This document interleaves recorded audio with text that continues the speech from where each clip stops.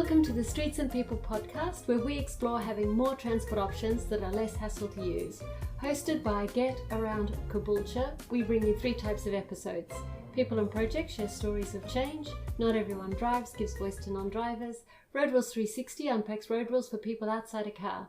Music by Grand Project, and let's make our Grand Project reimagining streets made for people. Today we're doing one of our People and Projects episodes. I am here in the studio with Lisa Stafford, who I know through an article that you co-authored that I saw on The Conversation about transport for people with disabilities. I have been desperate to get somebody to talk about transport for people with disabilities because it's such a huge area and we see a lot of people with disabilities here in Caboolture. So as I said, I'm here in Caboolture on Gubbi Gubbi country in Queensland. Lisa, perhaps you could say where you're calling from. I'm actually calling from S2E10 in Tasmania, the Palawapakana people's unceded lands and seas and waterways of beautiful S2E10. I grew up in outer suburbs of Brisbane, so I know Caboolture very well and spent most of my formative years there. So it's a very important conversation we're having, not just of transport and what that looks like for diversity of people, but also what that looks like for our outer suburbs and regional areas. So absolutely. Thanks for having me. I see this often in surveys. Are you urban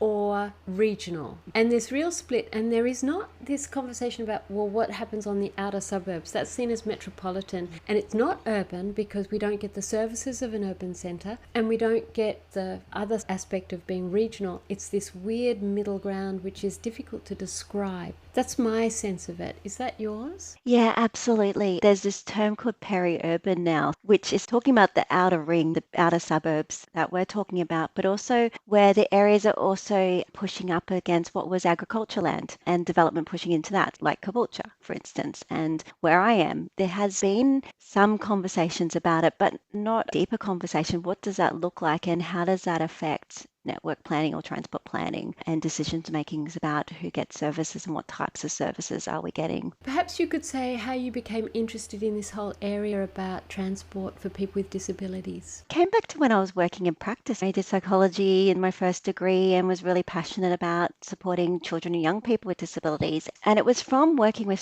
families and just having those conversations that I learned really quickly how much the built environment and access to services and infrastructure really influence participation. I have a strong basis of participation in whether that's sport, whether that's education, whether that's work, and how that connects to our mobility. If we don't have access or support of mobility, how do we participate in society more broadly? That's where my motivation came from, and then did my PhD and all that work and moved more into urban planning, community planning, particularly as my area of expertise. My motivation was to actually start changing how we planned our environments and infrastructure to ensure that everyone has full participation in everyday life, really. That was how I arrived here. I saw a report put together by Bank West during the pandemic, and it said that 1 in 3 people with a disability experience social isolation. It sounds like that's what you've been really speaking to, this area of how do we get people not feeling socially isolated and actually participating and feeling included. One of the projects we've completed was Trips Not Made. It's not just about the social isolations, it's economic loss because we don't have the same access or opportunities to participate in work because you don't have access to transport. And this is something that regional and that outer suburbs really face. And also health. We heard about what happens if you don't have access to transport to go into specialist appointments or have treatment. And so that can actually have dire consequences on not just our connections with families and friends, which was critical around inclusion, but impacts on our actually health and well-being and some people's livelihoods and lives, as what I like to talk about. And so there's that reality too. Transport's one of those key connectors to everything, if we think about it. And if you don't have access to transport, what does that look like? And how does that impact on pretty much every aspect of life? Of course, you will experience social isolation, but also you just don't have those opportunities around, That Bank West report called Stronger Together, and I'll put it in the show notes so other people can look at that. It is 2021, so it's slightly out of date. But the figures they said was just slightly over $1,500 per person per year. It was basically 1 in 5 people who can't drive and 1 in 3 people with a disability. So when I pulled the ABS stats together and I did a bit of a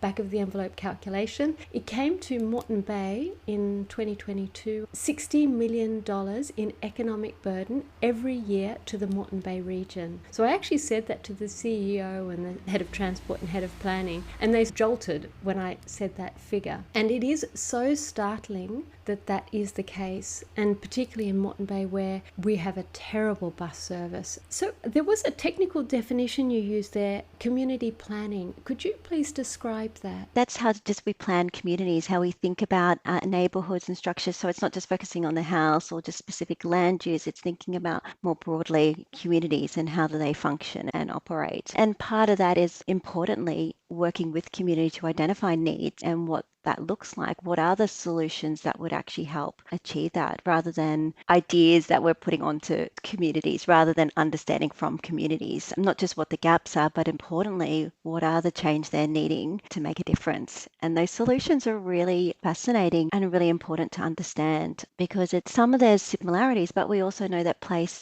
can vary, and they are really important to ensure that we talk about fit for purpose. It's fit for community, what the outcomes are going to look like or what the strategy is that we're trying to improve. The focus is community. So trips not made, is that the same as what the transport planners called latent demand? No. Which is people want to, but they can't get there because the infrastructure doesn't exist. So that's what I thought you were talking about. And it's interesting, transport planners use all these concepts like latent demand because we've been so focused on commuter and the worker, and what we would call is that's a very ableist lens, is that we've looked from one only type of person and a minority person, rather than thinking about parents and children, rather than thinking about, it might be students traveling to uni, it might be people going in to catch up with friends. The idea of work in itself is problematic in that stuff. We know there's a lot of casualized workforce. We know there's people that work outside of 5 o'clock. So that's why I don't use those terms. I think that in themselves are actually saying that all these other things are not the norm or not the dominant. It's actually all of these activities are really critical for each person because that's what they need in order to travel. So that's one of the problems. The trips not made is different. What we've said is, because of those conversations, oh, well, people just don't use it or don't need it at these certain times. It's changing the conversations to actually go, well, hang on, it's not about that. It's about what are the trips not being made by people because they don't have access to transport when they need it. And that's what we've started to calculate. My dear colleague, Dr. Bridget Doran from Aratora, New Zealand, we've been working to change that conversations because it actually disrupts those ideas of who is the person using public transport and who do we cater for. We should be catering for everyone, but it's about building the understanding about, well, what is the impacts? Like what you said in terms of the money, it's the same. Like what happens when people don't have access to go and have their treatment? It could change from an early prognosis to a terminal prognosis. That has significant consequences. We also know that the alternative of using transport for people with disabilities, there's a really great study, and I can send you the link. We already know that it almost is 50% costs more for a person with a disability to access the same and have the same standard of living. For people to go, well, just use a taxi then, that is a huge cost. And one where if you're living in the outer suburbs and regions is just cost prohibitive for probably pretty much everyone. So these are the reasons where we have used this framework to change the conversation, but actually have the evidence to show what's the consequences of actually not providing transport. One of the things that I was really shocked about was the journey to work question in the census is the only question about transport. And only 1 in 3 trips is a commute. So this is absolutely missing the point. In fact, Moreton Bay has just got a survey out at the moment, and it has separated public transport from active transport, cycling and walking and scootering. You walk to the station or you ride to the station to get a train. And if you had a bus station, you would ride. In other places, you can put your bike on the bus. Canberra does that. Exactly. How do you calculate the trips not made? How does that work? Because I actually know about Bridget Doran. She's incredibly skilled. How do you calculate trips not made? First, we need to know what the categories are, what the types of trips that aren't being made. We've asked people's stories, so not just about the type of category, but what was the impact on those.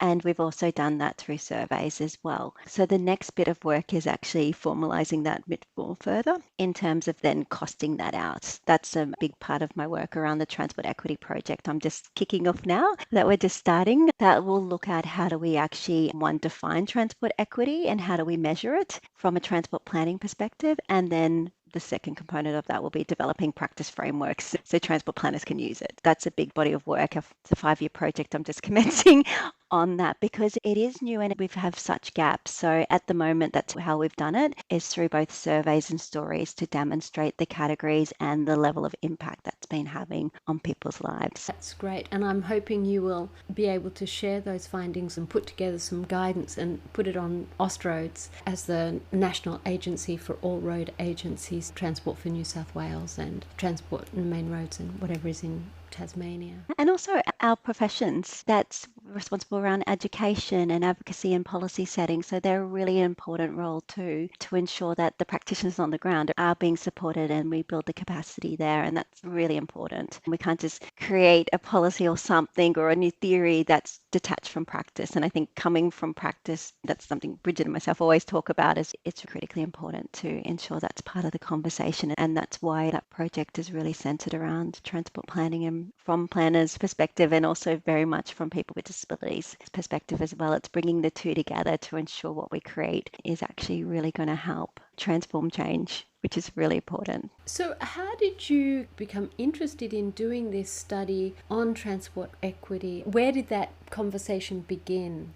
From lots of other research projects that all point to transport. So as I said, we did a really huge one over in Aotearoa, New Zealand. I think we had over 15,000 respondents on the survey for that one. That was the one Bridget was leading that I co-authored with her. And then the Trips Not Made project that I just did for Anglicare Tasmania, and that mapped the Trips Not Made that was happening for people with disabilities in regional communities in Tasmania. What we did there was actually not just articulate the trips that weren't being made, but we mapped it across the whole of journey. So when you talked about before the separation between active transport and public transport, that doesn't make sense. The framework I always use is the whole of journey, from deciding you're actually going to go to being able to actually find a timetable to actually leaving your door and then being able to go to that mode and catch it. And then importantly, getting home. This is what we found quite a bit. You might be able to get there, but you actually can't get home because of the lack of access. And so that was really articulated and strongly in those projects, and particularly the Trips Not Made when we mapped it against the whole of journey and listening to young adults with disability stories in particular. They were a really core focus group for us because of that connection between education and work, the importance of social and structures in that sense as well, and also that you're actually traveling outside of the 9 to 5. Most of us do. Really important at that age group, mapping that against the whole journey. So you're picking up all the tension points that actually could mean that you don't catch public transport, you stay at home. All those parts are part of that decision making about not going. And that includes, does things make sense? Can I understand the apps? Is information available to me so I can make informed decisions? Do I feel safe waiting for the bus? So it's not just the physical interactions, it's also our emotional and cognitive accessibility that's really, really important. That's often missed in these conversations. And also what's really critical is affordability. So when I talk about accessibility, it's always from a cognitive point of view. Does it make sense? Can I make sense? Can I find my way? Sensory, so in terms of the information, is it auditory available to me? Is it visually available to me? Can I orientate myself from across the whole journey, from getting from home to waiting to actually getting on, getting off, that whole journey experience? And importantly, is it affordable? Can I afford this? In regional and outer areas, we pay more money. Well, obviously now there's different policies have brought in, but often the case, it's more expensive. And so there aren't the subsidies in the outer areas when the services aren't as good either. So it's a double almost effect on us. And then is it available to me when I need it? So this is how I always talk about accessibility from that lens, and safety sits across all that. And that's not just safety in terms of trips and falls, but do I feel safe? And that came up really importantly for young women waiting, particularly in our outer regional areas. And in some places in Lutawisa, Tasmania, at winter time, it's really dark, really early on. Is there lighting in those places? Wi-Fi? Do I have a signal on my phone? So these are all things that really can influence whether someone can actually have access to transport and can actually make that trip. I know that was a long description, but it's an important description that's not commonly discussed in the broader transport. We use latent demand or commuter transport, which removes the human element to it, the everyday experience to it. And that's what we need to almost bring it back to actually understand how we actually compress this forward and not reduce it into a cost benefit exercise that always puts accessibility on the burden side when it's actually not the case. It's actually the benefit side. Because if we've got people engaged, feeling included, fully participating how they wish to participate, then that's actually a huge benefit for the individual, community, and society as a whole. Absolutely. I bumped into a woman on the train when we got chatting. I think she was from Brazil. When you come out of Caboolture Station, it's pretty unpleasant. And she said, in Brazil, you might be at the bus stop and this person in the remote office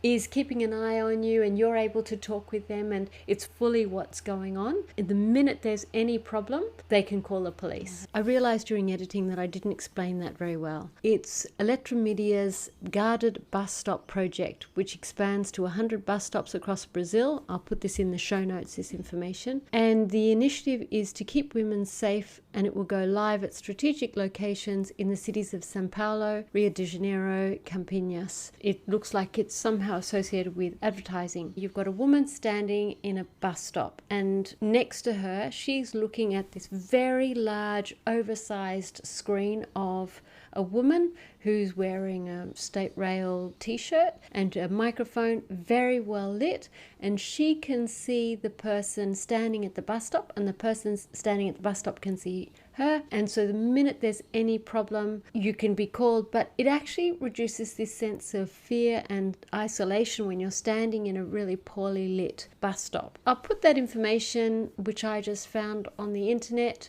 I thought it was very interesting and something that I think would be very valuable for transport agencies and companies to install. Absolutely, especially for buses. I know the trains do have the help buttons and they don't always work, and I know they're not the solution, but at least that's a way of connecting for an emergency. But what do you do for buses? And I don't know why they don't have help buttons at buses. They don't even have often signage. What time is the bus, or even which direction is it going? Because in Caboolture, you can be thinking you're going in one direction and then you're on the bus for the wrong direction. And one of the things that I was really shocked at is how far away the bus stops are. There might be one on my side of the street that's quite close, but when I want to come home, the bus is ages away. And yes, technically it's every 400 meters, but sort of maybe, sort of not. And then one time I was in Brisbane and I'm going, oh, I have to stop at bus stop number 42 in Maruka. Then it turned out that was on the other side of the street because they had the same number. Because Yes. I have since learnt more recently that is because that's left over from the trams The route system, yeah. that were ripped out in 1965. So I was speaking with this TransLink director going, why is that there? In Brisbane I saw they have them, but if it's confusing, don't keep it there for historic reasons. What do we need today? There is a much better understanding that people with disabilities can be served better with public transport, and it's not necessarily just a wheelchair accessible place on the train. I had a foot surgery once, and so then I discovered crutches, and then I discovered how far everything was. I sat on the train station, this was actually in Sydney, and I was trying to figure out when was the train coming. I couldn't see it, and then I was going, oh, I have to walk all the way over there to go and have a look at the sign. They didn't have one right next to the lift, and there's small things like that. And then they said, oh no, change of platform, it's on the other platform, leaving in 5 minutes. And I went, I am not going to get there in 5 minutes. And so I couldn't get there. So a trip that could have taken much shorter time, it just blew out beyond simply because this expectation of everybody being able. Yes. Anna Zivit started this project called the Week Without Driving, which is to really highlight transport disadvantage and highlight the issues that if you don't drive, what is your life like? She calls everybody involuntary non-drivers. Nice. I thought that, so I'm putting that forward to you as a term, because I think transport specialists and transport experts, they really think of transport is cars. When they talk about transport infrastructure, they just mean road infrastructure actually. Yeah,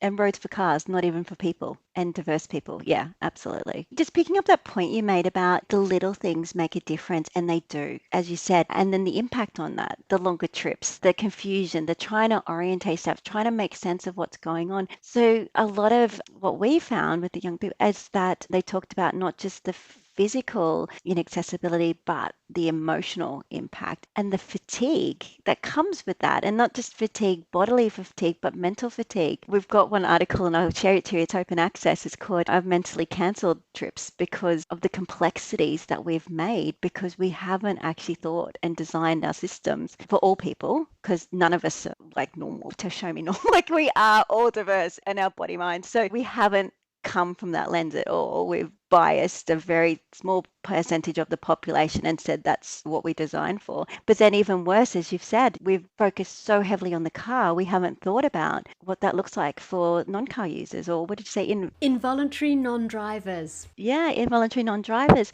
and even voluntary non-drivers. A lot of the young people that spoke to us is, well, I don't even want to drive, but I have to. There is no choice. If you don't drive, in quotes, they said, you're screwed when you're living in the outer regional areas. And like, you just think, wow, at that young age, and this is what they were discussing with us, that choice is even taken from them. They're forced into it. And we hear about that forced car ownership, which is a problem in itself and create transport disadvantage, because then you have to maintain it, insure it, and then that brings up a whole lot of other issues from a socioeconomic circumstance perspective. So you reinforce more transport disadvantage and poverty. So I'd rip it up and start again.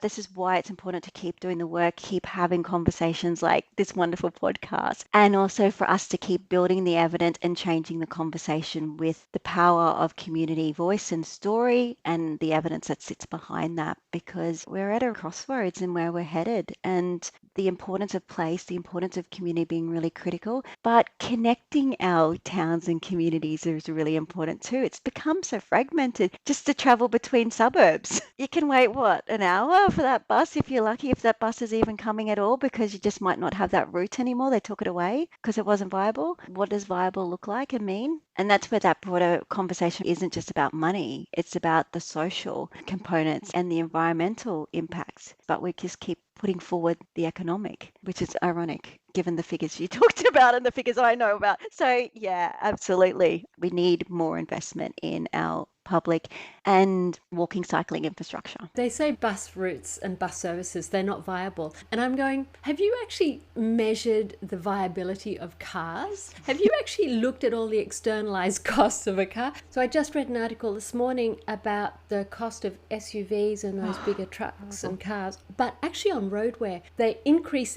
congestion and they increase wear and tear. So they're costing even more than just the emissions and all those other externalized costs from health and crashes and fatalities and injuries and all those sorts of things. Degrading land value. So if you live next to a street, obviously the louder the car, the more polluted, the more that degrades the housing price that sits next to it and the lives that go with it. I'm always going, well, what transport mode is viable? Give me the figures, because it isn't the car, that's for sure. And also transport, it's a core fundamental service.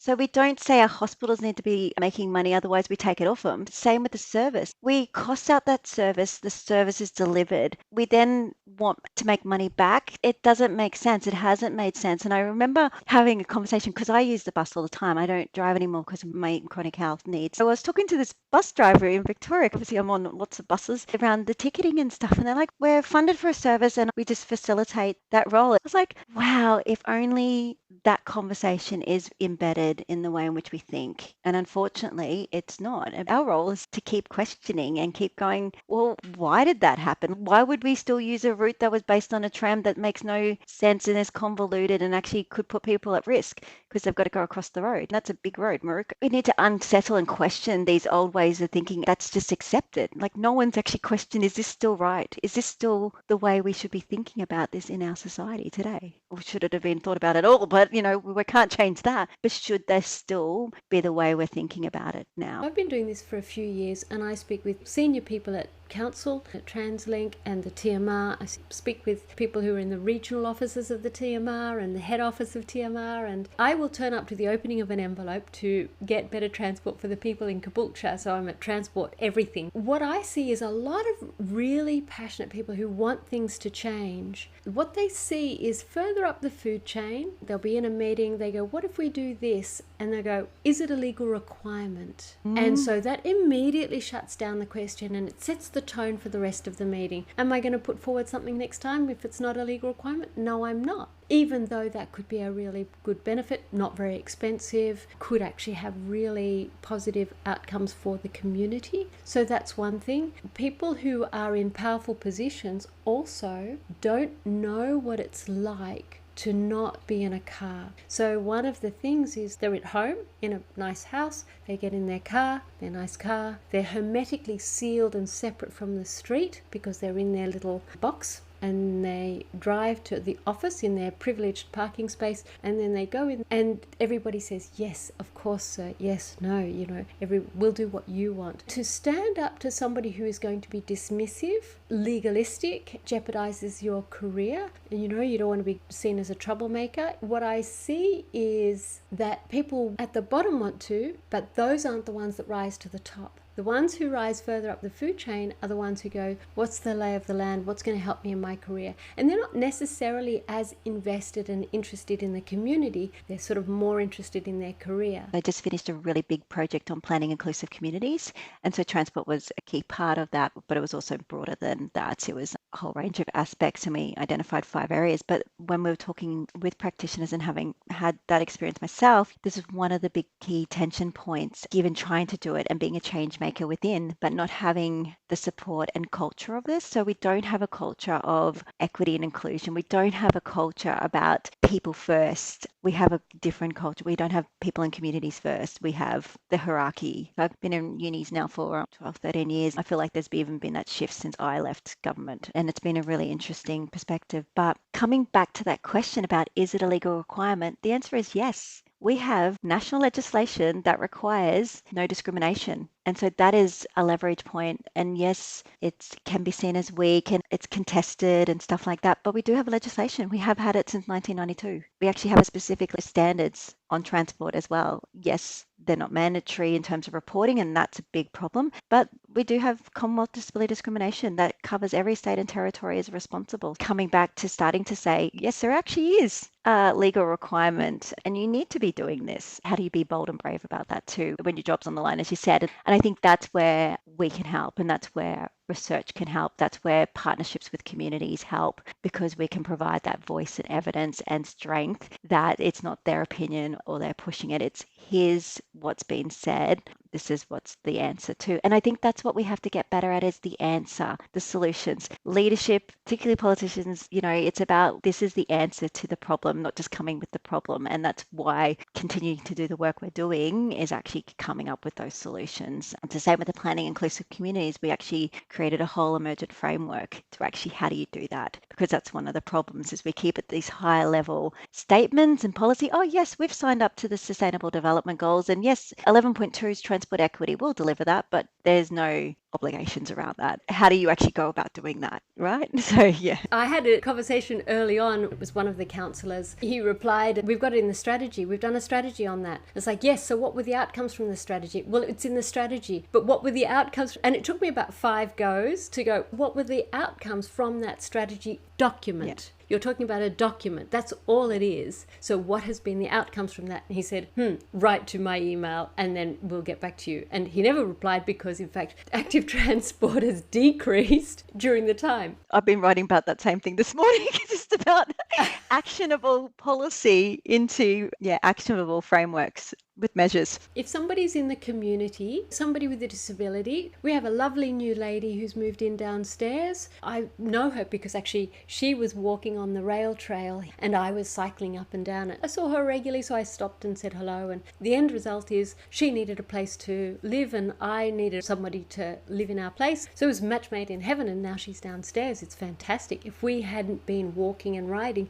that never would have happened. She walks, she's just learning to drive, but she doesn't want to, and she's on benefits. I don't know how she's going to afford a car. What do you suggest she can do to be able to make noise about this or get change, or what can I say to people, say at QDN, Queensland Disability Network, when I meet them? What do you recommend? You just mentioned QDN, and they already have really strong advocacy groups, and they also have local advocacy groups. So one thing is to get connected that way, because sometimes you can feel very isolated being the one voice, but together it's strength. Those are really good ways. Councils also have access committees and stuff like that. I'm not a huge fan of them because I sometimes feel like they can be token. I also think that they are an opportunity to have your voice and progress within, because I think that's really important. Also, other interest groups of transport. Disability cuts across age, gender, cultures, socioeconomic situations. It happens anytime. Any one of us can experience it. They say 1 in 2 of us will have a disability in our life, and all of us will have some experience because of a loved one and stuff like that. Also, finding other interest groups locally that are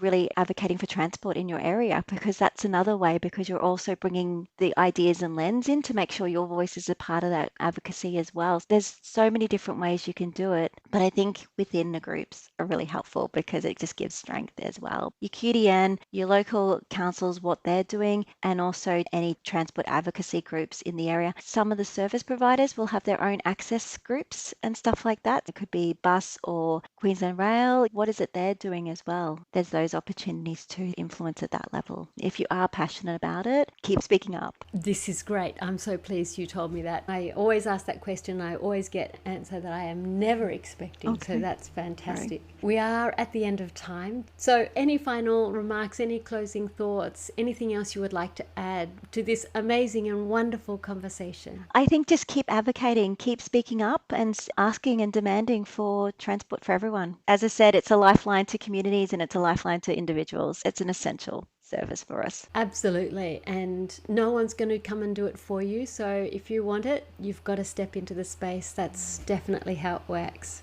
Thank you so much, Wendy. Thank you so much, Lisa. It's been an absolute joy to have you on the podcast, and so many questions that I wanted answered and so many areas I wanted to explore. You have beautifully done it. So thank you very much. I really appreciate your time. Thank you so much. Thank you for listening to the Streets and People podcast. If you enjoyed this episode, share it with someone who'd find it helpful. Your small action could make a big difference. We're on all the usual podcasting platforms, so don't miss a single story. To find out what else we do, check out getaroundcaboolture.au. Until next time, remember, there's more than one way to get where you're going. Keep moving, keep listening, and keep imagining streets made for people.